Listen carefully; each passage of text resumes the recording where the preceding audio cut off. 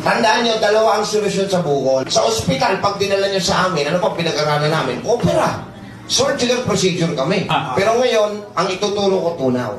So, kung ikaw ang masusunod, katawan mo yan eh. Ano gusto mo, opera o tunaw? Tunaw. Madali lang po yan kung susunod lang kayo. Kasi, kaya siya lumaki ng lumaki, simula nung malaman nyo, nakakain siya ng bawal eh. All of those foods na minention ko a while ago are cancer foods. Inflammatory foods. In which may bukol ka na, kumain ka pa ng pampamaga, eh di lalaki nga yung bukol. Kala tuloy, lumalaki yung bukol. No, namamaga yung bukol. Ang pinakamatinding hinawakan kong kaso, stage 4C with lungs and bone metastasis. Okay, tinaningan po yun ng doktor niya, 3 weeks to live. Alam niyo, ibig 3 weeks na 21 days. Pero ngayon po, 6 na taon na buhay ka. Wala na po siyang cancer. Anong ginawa niya? Sumunod lang ng tama. Eh, baka kasi nakakakain ka pa ng bawal. Gusto ko yung totoong sagot kasi pag sinungaling, hindi ko matutulungan. Ha? Nakakakain ka ba yung totoo ng patis, bagoong, alamang, pusit, hipon, tumasag, alimango, talangka, manok, itlog, paanong gagaling? Kinain niya lahat ng pagkain ng cancer cells. May bukol ka. Kung hindi pa na-biopsy, you have a mass. Pero kailangan yung mass, ma-biopsy muna to consider it cancerous. Kasi dalawa lang ang result ng bukol eh. Pwedeng benign, pwedeng malignant. Saan namin malalaman? Sa pamamagitan ng biopsy result.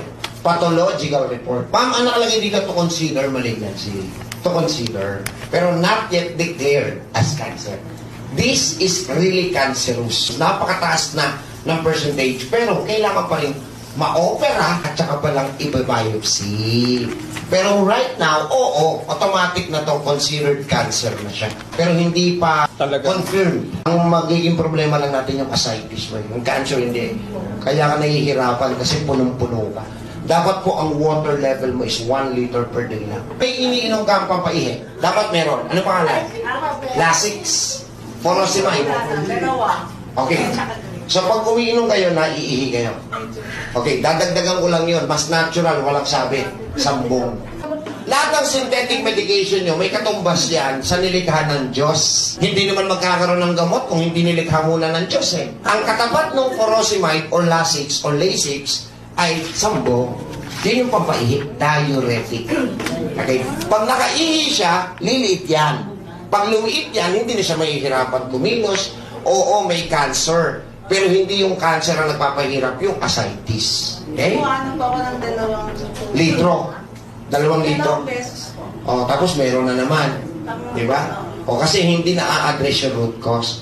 Okay, good news sa mga may cancer. Nako-correct, nare-repair, napapagaling ang cancer sa loob ng 4 na buwan at kalahati na programa. Ang masayahing puso ay mabisa pa kaysa gamot. Pero ang malungkuting puso at espiritu ay nakakatuyot hanggang buto. See? So, hindi porkit may sakit ka, ano mo na eh, malulungkot ka na, no! Hindi pinahintulot na magkasakit ka para ikaw ay manghina, tama, bumigay at mamatay.